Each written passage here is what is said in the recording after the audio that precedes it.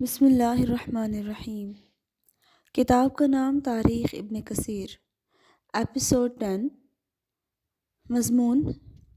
ارض و سماوات اور ان کے مابین اشیاء کی تخلیق کا ذکر قرآن، احادیث، تفاسیر اور تاریخ کی روشنی میں۔ ہم اسی مضمون کا دوسرا حصہ پڑھنے جا رہے ہیں۔ اللہ تعالیٰ نے ارشاد فرمایا: وَجَعَلْنَا السَّمَاءَ سَقْفًا مَحْفُوظًا وَهُمْ عَنْ آيَاتِهَا مُعْرِضُونَ۔ اور ہم نے آسمان کو چھت بنایا اور وہ اس کی نشانیوں سے روگرداں ہیں۔ آسمان میں اللہ تعالیٰ نے ٹھہرے ہوئے ستارے، سیارے اور دوسرے روشن اجرام فلکی پیدا کیے جو خالق ارض و سماء کی حکمت کی واضح دلیل ہیں، جیسا کہ اس نے خود ارشاد فرمایا: وَكَأَيٍّ مِّنْ آيَةٍ فِي السَّمَاوَاتِ وَالْأَرْضِ يَمُرُّونَ عَلَيْهَا وَهُمْ عَنْهَا مُعْرِضُونَ وَمَا يُؤْمِنُ أَكْثَرُهُم بِاللَّهِ إِلَّا وَهُم مُشْرِكُونَ۔ اور آسمانوں اور زمین میں کتنی نشانیاں ہیں جن کے پاس سے گزر جاتے ہیں اور ان سے بے خبر رہتے ہیں، اور ان میں اکثر وہ ہیں جو اللہ پر یقین نہیں کرتے مگر شرک کرتے ہوئے۔ اس کے علاوہ یہ بھی اللہ تعالیٰ ہی کا ارشاد ہے: أَأَنْتُمْ أَشَدُّ خَلْقًا أَمِ السَّمَاءُ بَنَاهَا۔ کیا تمہاری سمجھ کے مطابق تمہارا بنانا مشکل ہے یا آسمان کا؟ اللہ نے اسے بنایا۔ چنانچہ بعض لوگوں نے اس آیت ربانی کے مطابق یہ فیصلہ کیا کہ آسمانوں کی تخلیق زمین کی تخلیق سے پہلے ہوئی تھی۔ گویا متقدمین نے اس بارے میں جو کچھ کہا وہ مندرجہ بالا دونوں آیات کی صریح تردید کے علاوہ اس بات کا بھی صاف اظہار ہے کہ انہوں نے پہلی آیت کریمہ کے علاوہ اس آیت کریمہ کا مفہوم بھی نہیں سمجھا۔ اسی وجہ سے یہ آیت صریحاً اس بات کی مقتضی ہے کہ ابتدا میں وحی عرضی اور اس سے پانی کے نکالنے کو جو آج بھی ہمیں صاف نظر آتا ہے سمجھا جائے، اور یہ سب پہلے تخلیق عرضی اور اس کے بعد تخلیق سماوات کا کھلا ثبوت ہے، اور زمین کی یہ اقتدار پہلے ہی سے بالقوہ ہے، جیسا کہ خود اللہ تعالیٰ نے ارشاد فرمایا ہے: وَبَارِكْ فِيهَا وَقَدَّرَ فِيهَا۔ اور اس میں برکت رکھی اور اس میں بسنے والوں کی روزیاں مقرر کی۔ یعنی پہلے زراعت، چشموں اور دریاؤں کی جگہ کی تشکیل ہوئی، پھر اسی کے بعد عالم کی سفلی اور علوی اشکال کی تخلیق ظہور پذیر ہوئی، جبکہ خود وحی الارض اور اس سے خارج ہونے والی چیزوں یعنی غذائی اشیاء اور اسمار وغیرہ اور اجرائے عیون و ابحار کو حیت مل چکی تھی، جو نبت الزرع اور اسمار اور زمین سے اخراج آب مرعا اور احاطۂ جبال اور زمین کے بارے میں جتنی دوسری چیزوں کا ذکر قرآن کریم میں آیا ہے اس سے صاف ظاہر ہے۔ مثلاً وَالْأَرْضَ بَعْدَ ذَلِكَ دَحَاهَا أَخْرَجَ مِنْهَا مَاءَهَا وَمَرْعَاهَا۔ اور اس کے بعد زمین پھیلائی اور اس میں سے اس کا پانی اور اس کا چارہ نکالا۔ اب اس آیت کریمہ میں ایک بار ذرا غور کیجئے: وَالسَّمَاءَ بَنَيْنَاهَا بِأَيْدٍ وَإِنَّا لَمُوسِعُونَ وَالْأَرْضَ فَرَشْنَاهَا فَنِعْمَ الْمَاهِدُونَ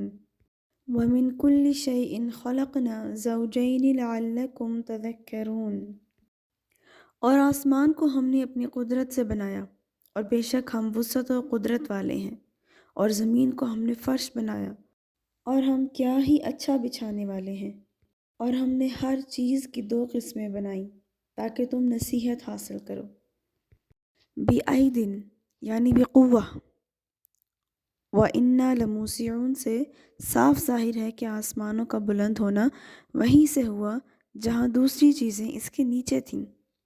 انہی سے انہیں وسعت ملی۔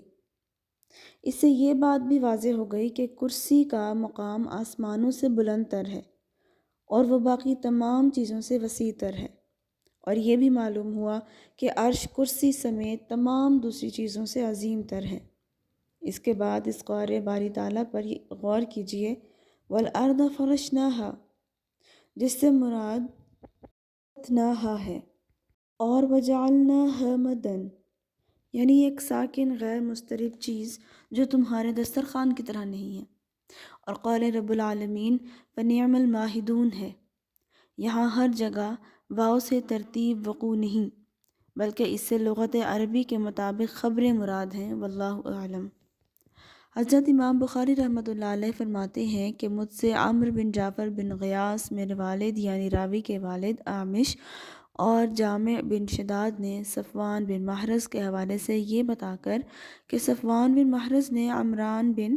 حسین کے حوالے سے بیان کیا کہ ایک روز آخر الذکر حضرت صلی اللہ علیہ وآلہ وسلم کی خدمت میں حاضر ہوئے تو اسی وقت وہاں کچھ اور لوگ بھی آ گئے،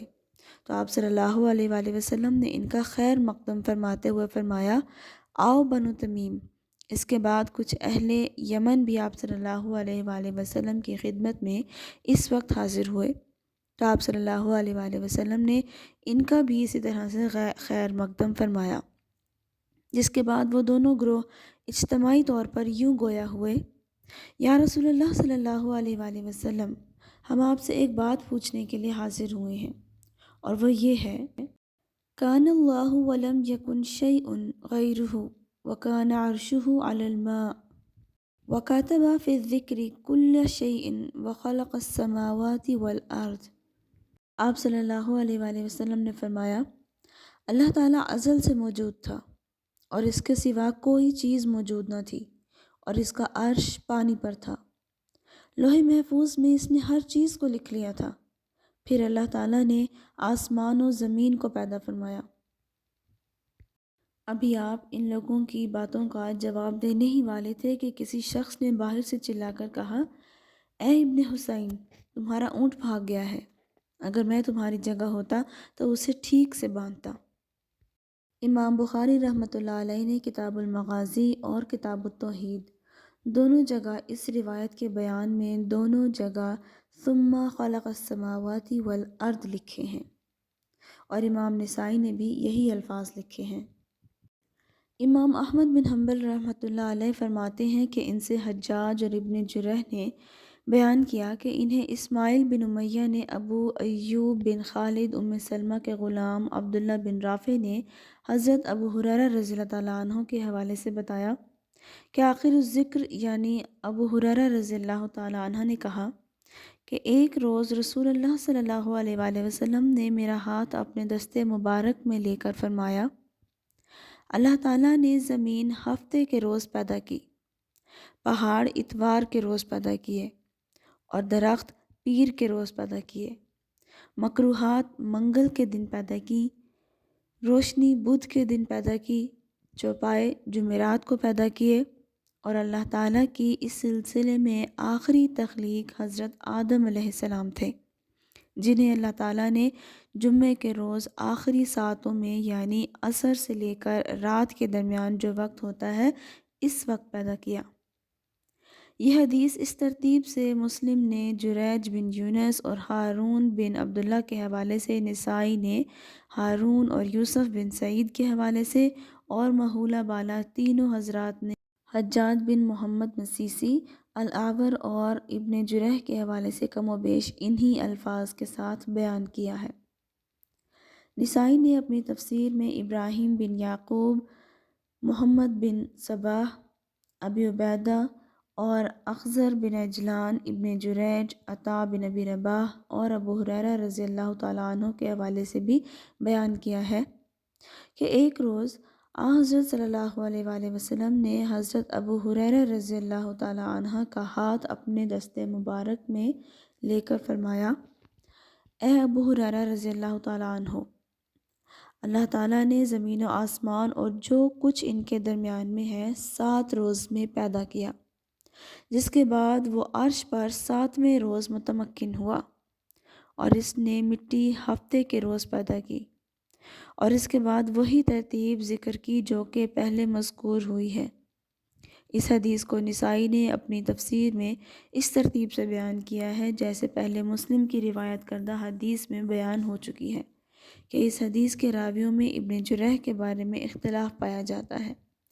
بہرحال اس حدیث کو علی بن مدینی، بخاری، بہقی اور حفاظ میں کچھ دوسرے حضرات کے علاوہ بخاری نے کتاب تاریخ میں درج کیا ہے،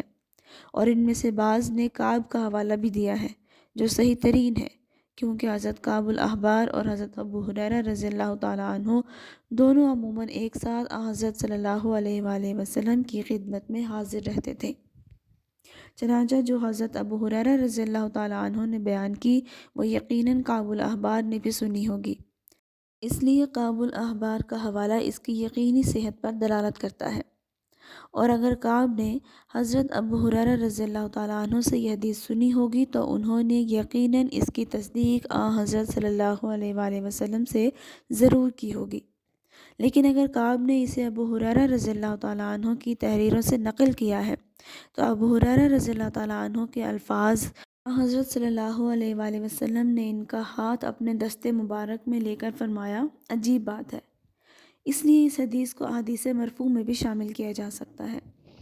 اس کے علاوہ اس حدیث کے پورے متن میں شدید غرابت پائی جاتی ہے،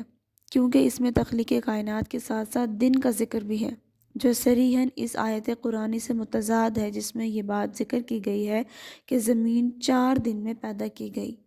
پھر آسمان 2 دن میں پیدا کیے گئے، اور وہ آسمان دھوئیں سے پیدا کیے گئے جو پانی کے بخارات ہی ہو سکتے ہیں،